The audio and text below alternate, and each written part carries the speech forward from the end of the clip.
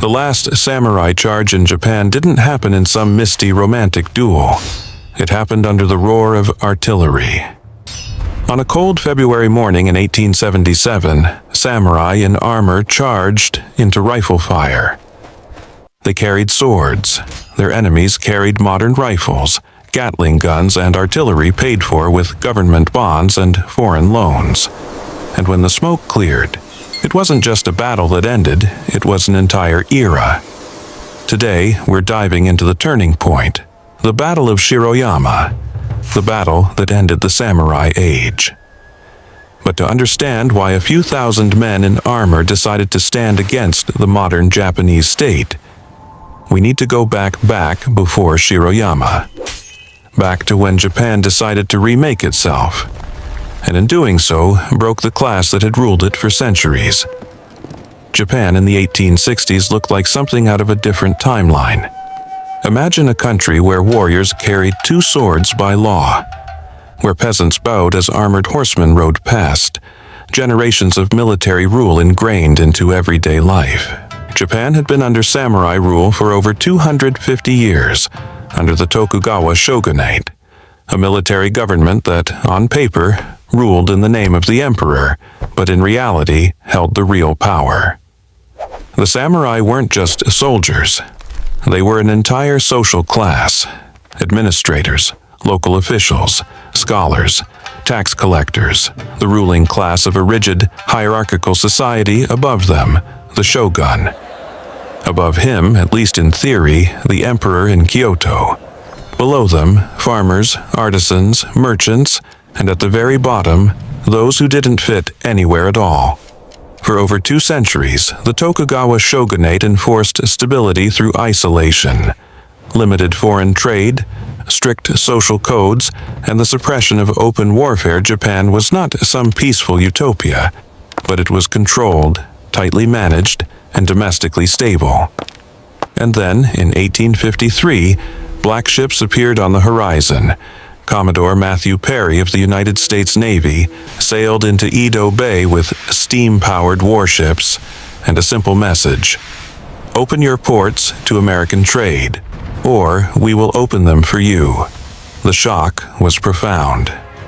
Samurai watched as foreign ships belched smoke and moved against wind and tide, ignoring traditional coastal defenses. The shogunate, faced with overwhelming firepower, signed unequal treaties.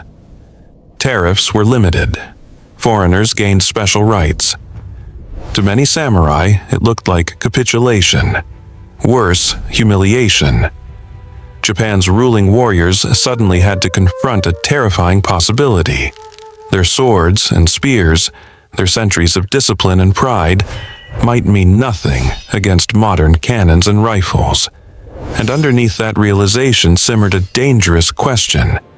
If the shogunate couldn't protect Japan, did it still deserve to rule? Across the country, outrage crackled through samurai domains. Rallying cries began to circle. Revere the emperor, expel the barbarians. This slogan, Sono Joy, was in many ways self-contradictory. Japan could not easily expel the West, but it could shift power.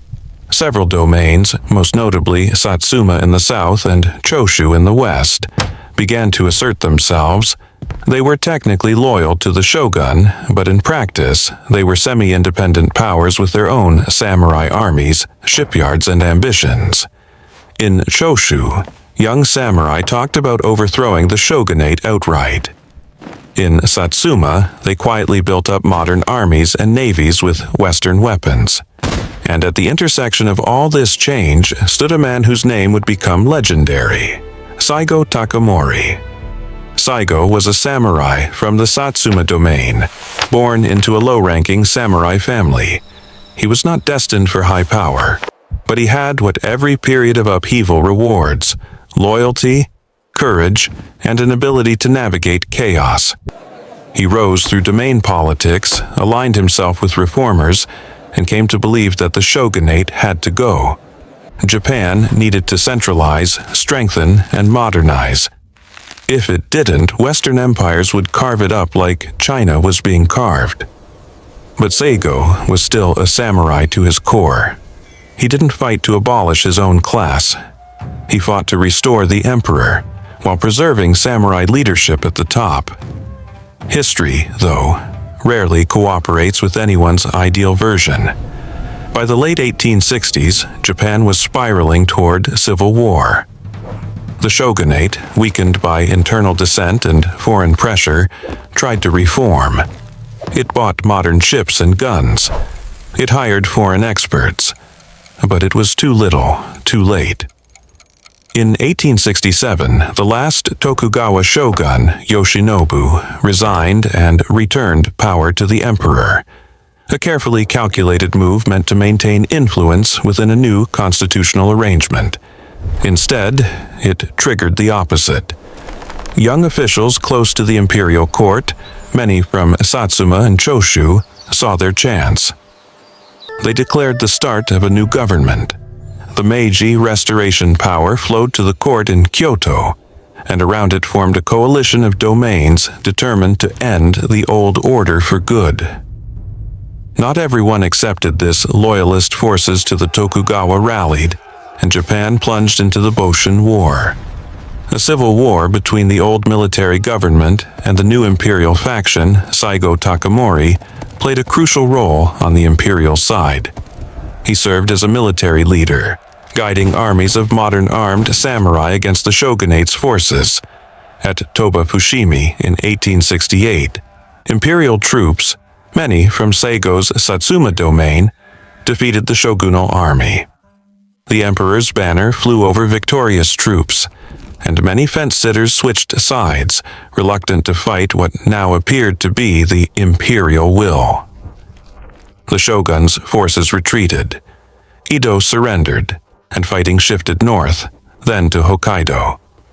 In 1869, the last shogunate loyalists, led by Enomoto Takeaki, made a final stand in Hakodate. They even declared a short-lived republic, hoping to modernize on their own terms. They lost. The Meiji government, young, energetic, determined, had won. The emperor, once a ceremonial figure, now became the symbol of a modern, centralized state. On paper, Saigō Takamori had helped achieve everything he'd fought for: the restoration of imperial rule and a stronger, unified Japan. But the very forces he had unleashed were about to wipe away the world he'd grown up in. And they were in a hurry. The new Meiji leaders, many former samurai themselves, knew they were racing against time. They had seen what happened to countries that delayed modernization: China's defeats to Britain and France, India's subjugation under the British, the unequal treaties forced on Japan. To survive, Japan had to transform from a feudal, agrarian state into a modern, industrial nation. That meant more than just buying guns. It meant dismantling the samurai system. Here's the problem. For centuries, samurai had been the backbone of Japan's social order. They received stipends, guaranteed incomes, paid often in rice, then in money, for their service as warriors and administrators. But a modern state needed more than hereditary warriors. It needed engineers, factory workers, bureaucrats, school teachers, and a national army of conscripted soldiers, not a small warrior caste loyal to their own domains. The Meiji government pushed through radical reforms at astonishing speed. First, they abolished the domains, the old Han system, replacing them with prefectures directly controlled by Tokyo domain lords, were pensioned off and turned into a new aristocracy, the Kazoku. Then they went after the samurai's privileges. They commuted stipends into government bonds, which inflated and then often lost value, especially for lower-ranking samurai. Suddenly, thousands of men who had lived for generations as a privileged class found themselves. Unemployed laws were passed. Samurai alone could no longer carry swords. Eventually, the official right to wear swords in public was abolished altogether. The top knots, the traditional samurai hairstyle, fell out of favor and were even cut as a sign of modernization. To many samurai, this was not just a haircut or a fashion change, it was the destruction of their identity. And then came the blow that really cut to the heart. In 1873, the new government introduced universal conscription, a national draft. Any able-bodied male, regardless of class, could be called to serve. The army would no longer be an exclusive samurai institution. For modernizers, this was a triumph, a modern, Western-style national army. For traditional samurai, it was a humiliation. They had trained their entire lives as warriors, and now, farmers' sons would march in uniform too.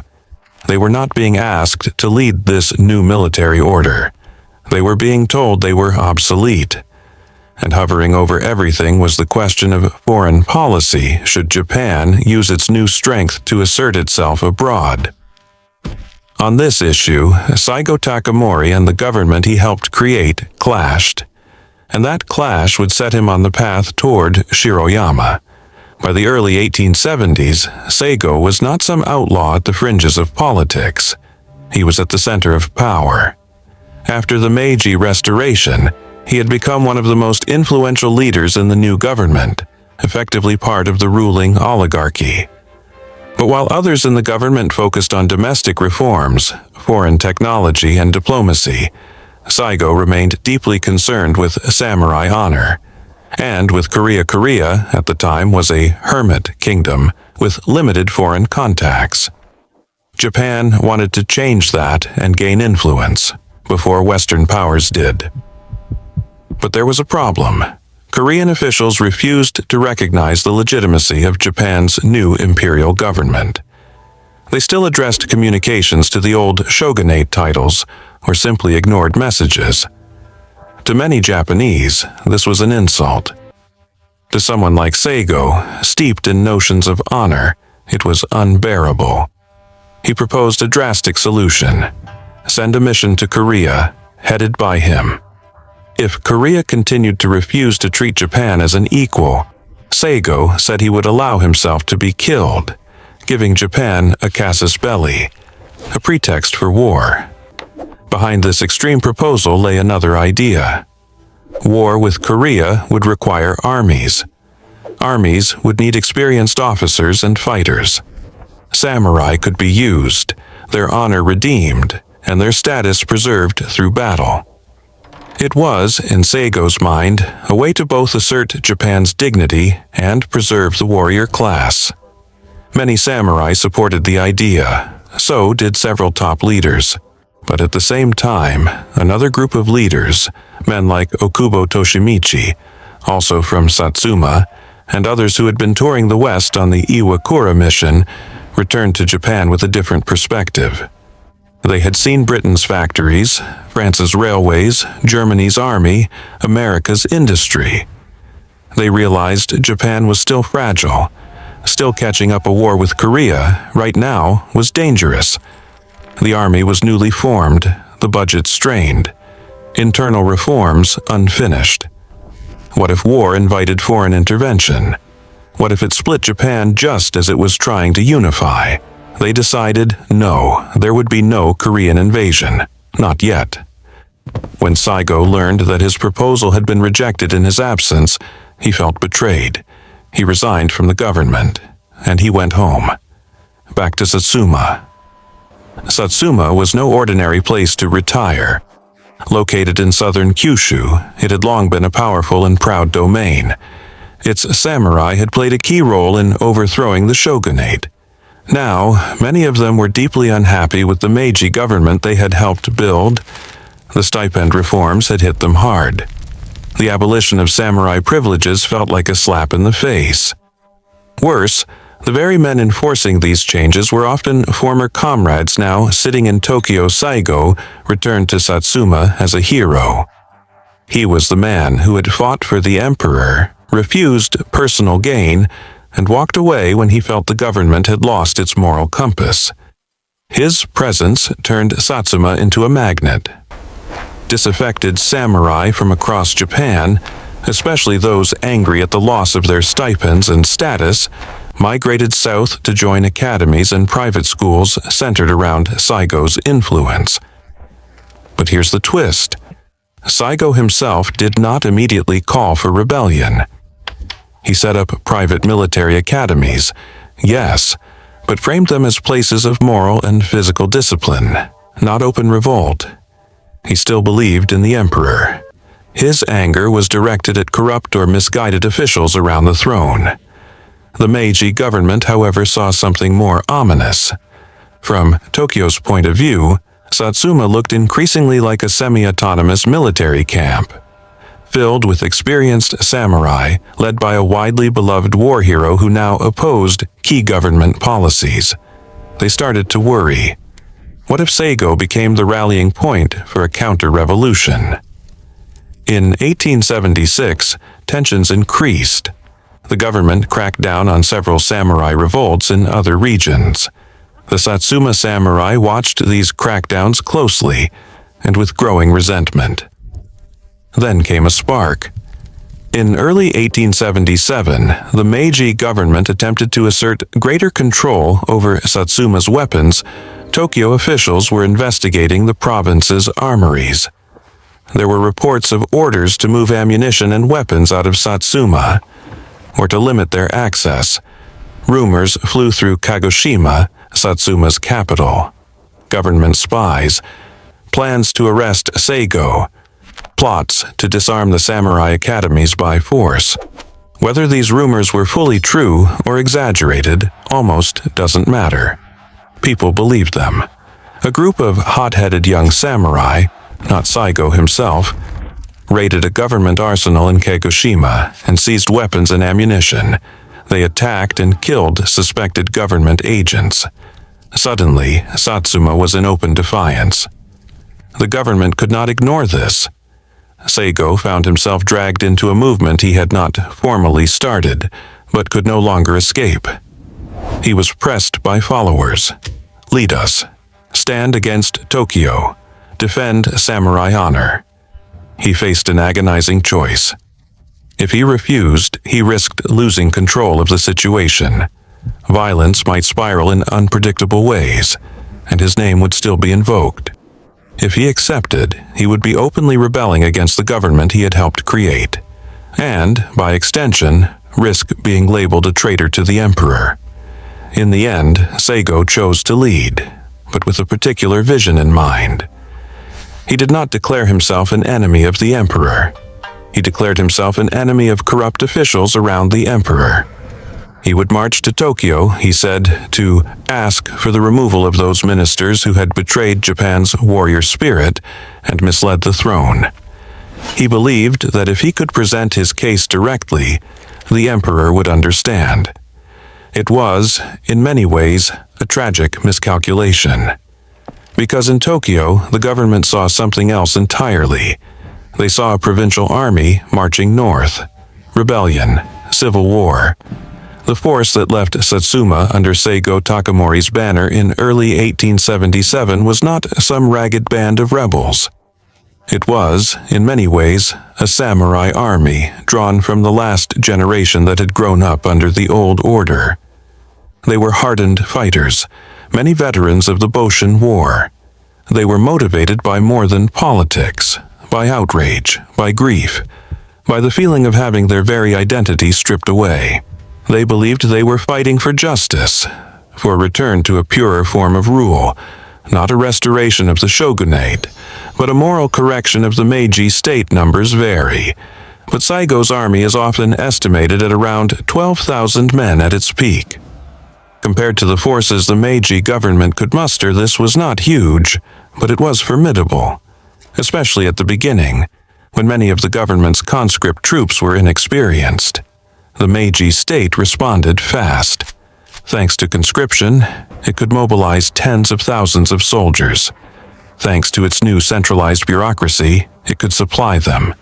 And thanks to foreign trade, it had modern rifles, artillery, and even some early machine guns Japan was about to test whether its new army, mostly commoners trained in European-style tactics, could stand against traditional samurai warriors.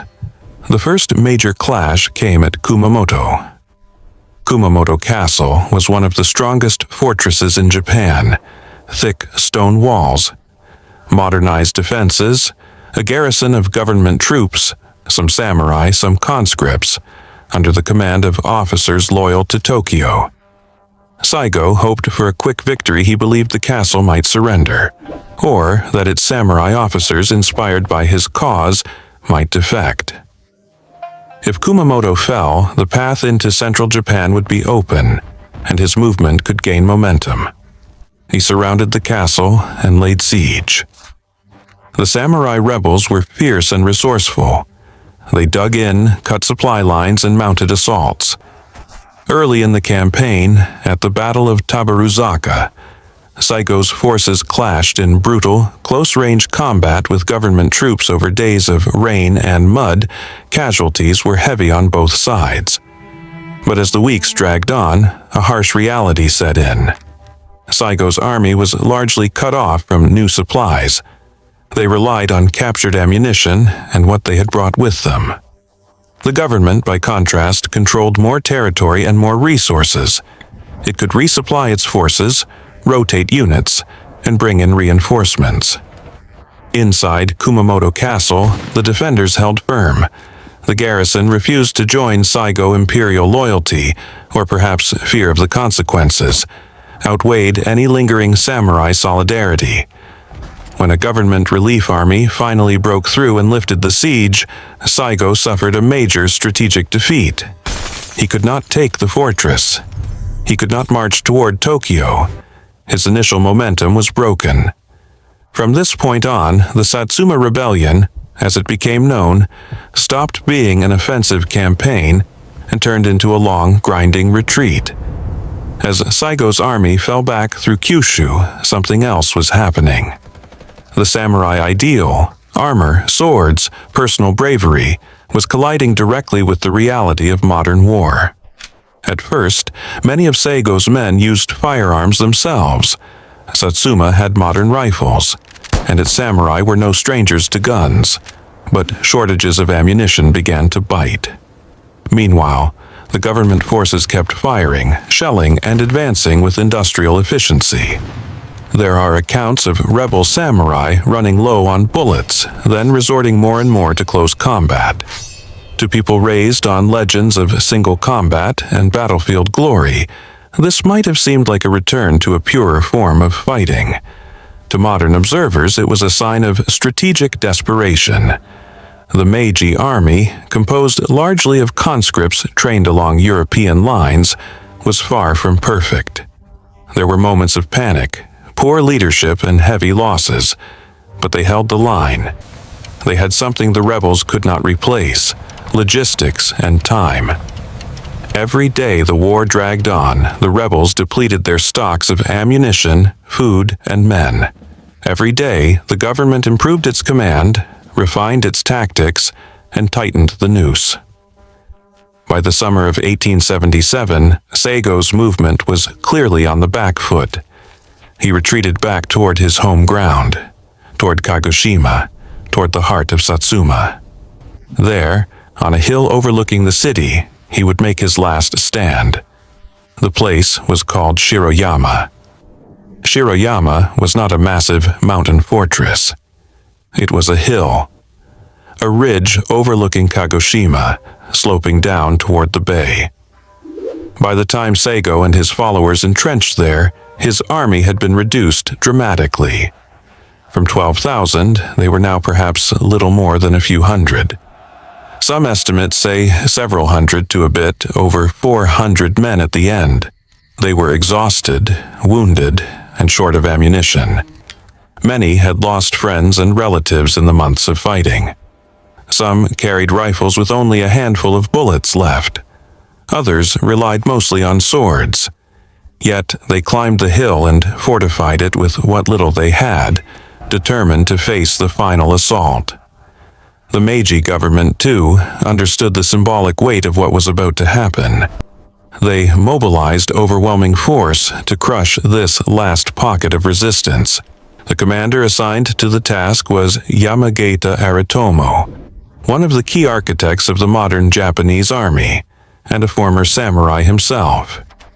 He brought thousands of troops, artillery, and even Gatling guns. Hand-cranked machine guns that spat out bullets at terrifying speed. He ordered entrenchments dug around Shiroyama, cutting off any escape routes. Supplies for the rebels were impossible. Bombardment began. From the hill, Saigō and his remaining men could look out over Kagoshima, their home, their families, the sea. They were encircled by the army of the new Japan, the state they had fought to create, now come to destroy them. The psychological weight is hard to overstate. These were not foreign invaders, they were fellow Japanese. Many of the officers below had once fought alongside Saigō in the Boshin War. Now, they traded artillery fire instead of letters. Saigō, badly wounded from earlier fighting, could have tried to flee. Some friends begged him to escape by sea. He refused. This was where he would make his stand. This was where the samurai era would either be redeemed or end. Night fell over Shiroyama as government shells continued to hammer the hill. The rebels endured the bombardment with what stoicism they had left. Some prayed, some sharpened blades, some wrote final letters, knowing they would likely never be delivered. Saigō, according to later accounts, spent the night calm, resigned. He had long believed in death as a possible outcome, even a fitting one for a man who failed his mission. But he also knew that this was not just about him. The next day's battle would not decide the future of the samurai class. That future had already been decided by industrialization, conscription, and centralized government. But it would decide how their story ended. Would the last samurai go quietly, or would they at least write their own final chapter? In the pre-dawn hours of September 24th, 1877, after hours of bombardment, government troops began to move. They advanced in the dark, tightening their encirclement, moving closer up the slopes toward the rebel positions. On the ridge, Saigō's men prepared for one last attack. They knew they could not hold. The plan wasn't to win. It was to die as warriors. To charge, not cower. As the sky began to lighten, the government forces attacked from multiple sides, closing in. When the moment came, Saigō's remaining samurai charged downhill. Imagine the scene from the perspective of a conscript soldier in the Meiji army. You've been drilled in formation, taught to shoot in volleys, trained in Western tactics. Your officers shout orders. The air is thick with smoke. And then, through the haze, figures in traditional armor and uniforms emerge, sprinting downhill. They are shouting war cries. Some have swords raised above their heads. Others fire rifles as they run, then drop them and draw blades. They keep coming. Your officers scream to hold the line, to fire. You pull the trigger. This was not a movie scene. It was one of the last full-on samurai charges in Japanese history. A real, desperate assault of men who knew they could not survive, but chose to meet death in motion, not in a trench. The modern army, entrenched, supported by artillery, many equipped with repeating firearms and Gatling guns, unleashed devastating fire. Men fell in droves. Still, some rebels made it into hand-to-hand combat, clashing with bayonets and rifles, shouting, cutting, grappling. In those brief moments, the old world and the new met at arm's length. But numbers and firepower tell in the end. Saigō himself was gravely wounded. Sources differ on whether it was a bullet to the hip or stomach he was carried away from the front, unable to stand. What happened next has become a blend of history and legend. According to popular accounts, Saigō, knowing he would die, asked a companion to help him perform seppuku, ritual suicide, preserving his honor in death. Other historians suggest he may have simply died of his wounds. and the story of ritual suicide was later embellished to fit the samurai ideal.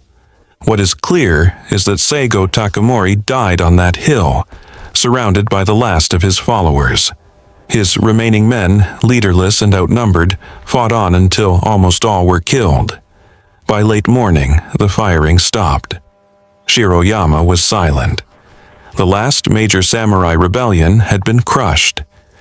News of Saigō's death and the annihilation of his army spread quickly across Japan. In the immediate aftermath, the Meiji government had achieved exactly what it needed. Its authority was unquestioned, and no samurai force could seriously challenge it again. The financial cost of the Satsuma rebellion was enormous. Some estimates suggest that the war nearly bankrupted the government. But in a sense, the money was well spent, from Tokyo's perspective. They had removed the single greatest internal threat to their modernization, armed samurai resistance. Yet, even in victory, the government sensed it had a problem. Saigō was dead, but his story was powerful. He had fought for the emperor, then against the emperor's ministers. He had refused corruption, lived modestly, and died bravely.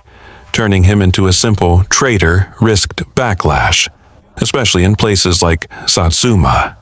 And so, in the years that followed, something unexpected began to happen. Saigō Takamori, the rebel, started to be remembered as a hero. In 1889, just over a decade after Shiroyama, the Meiji government did something remarkable. It officially pardoned Saigō Takamori.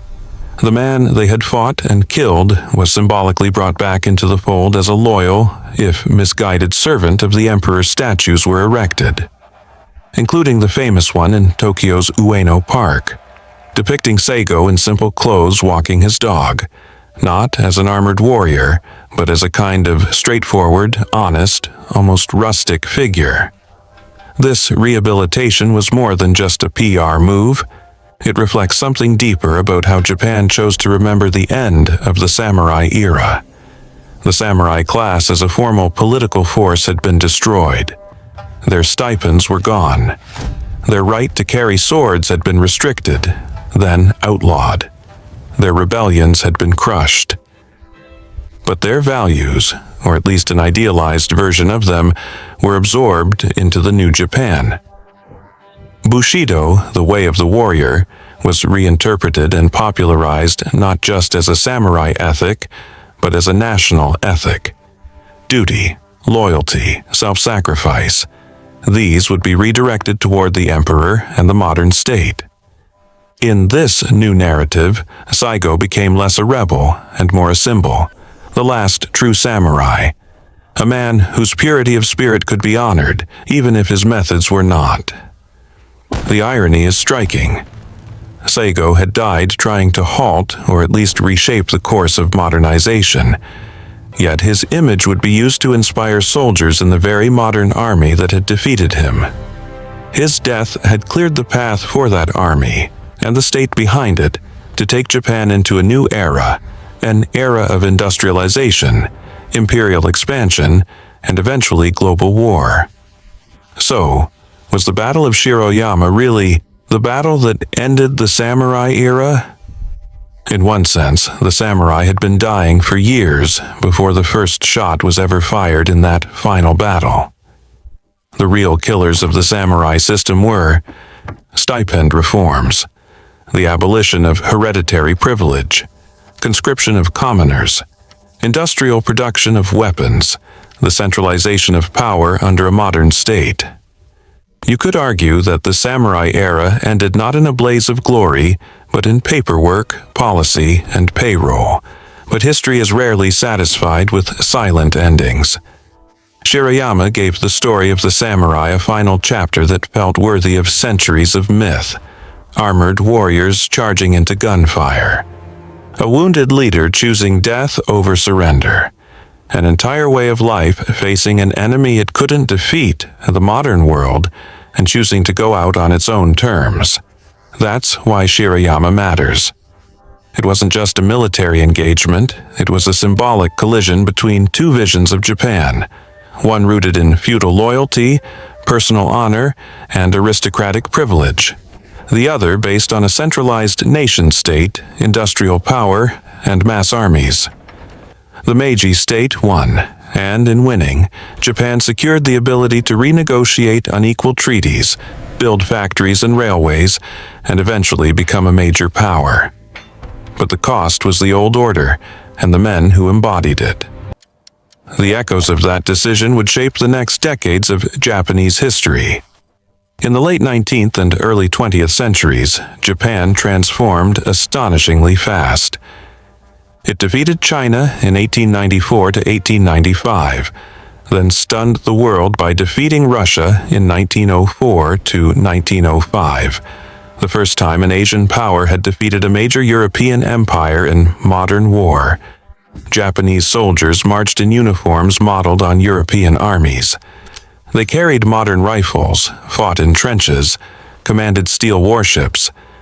And yet, behind this thoroughly modern facade stood an idealized image of the past, of samurai valor, samurai discipline, samurai sacrifice. Saigō Takamori, the last great samurai rebel, had died trying to pull Japan back toward a world that no longer existed. Instead, his memory helped propel Japan into a new kind of militarism, one where the samurai spirit was invoked, but harnessed to industrial war. By the time Japan plunged into World War II, the imagery of samurai self-sacrifice had been fully adapted to the needs of a modern empire. Kamikaze pilots, infantry in China, sailors in the Pacific, all were told, in one way or another, that they were heirs to a tradition stretching back to men like Saigō. The reality, of course, was far more complex and far more tragic. But it shows how powerful that final stand at Shiroyama remained in the Japanese imagination. The battle that ended the samurai era had also, paradoxically, made the samurai myth immortal. Standing on Shiroyama today, the hill is quiet. There are streets and buildings where once trenches and batteries stood. There are memorials, statues, and plaques where men once fought and died. If you close your eyes, you can almost hear it. The crack of rifles, the thunder of artillery, the shouts of a last desperate charge. It's easy to romanticize the samurai, to see Shiroyama as a noble, last stand against modernity. But history is more uncomfortable than that. The samurai system was not some universally just, egalitarian order. It was a rigid hierarchy, enforced by violence, in which many suffered so that a warrior elite could rule. The Meiji state that replaced it brought its own injustices, from aggressive imperialism to harsh internal repression. It wasn't a simple story of progress triumphing over backwardness. What Shiroyama represents, more than anything, is a moment when a society collided with change that could not be reversed. The men on that hill chose to die rather than adapt. The men below chose to fire rather than turn back. And from that collision emerged a new Japan, one that would play a massive role in the events of the 20th century, for better and for worse. The samurai age ended not just because of bullets and bombs, but because the world around Japan changed. Industrialization, global trade, Western imperialism, these forces pressed in, and Japan responded by reinventing itself. Saigō Takamori's last charge at Shiroyama was, in a sense, the final protest of an old order against a new reality. It failed. But in failing, it gave Japan, and the world, a story that would be told and retold for generations. A story of loyalty and rebellion, honor and tragedy, swords against guns, and a hill where an era died. If you'd like to explore more turning points like this, the battles where worlds end and new ones begin, consider subscribing to the channel. Leave a comment. Do you see Saigō Takamori as a hero, a tragic fool, a rebel, or something more complicated? And if you want to dive deeper into this period, from the Meiji Restoration to Japan's rise as an imperial power, let me know which chapter you'd like to see next. Thanks for watching. Until next time, remember, History isn't just about dates and battles. It's about moments when people had to choose, and the consequences that echoed for centuries.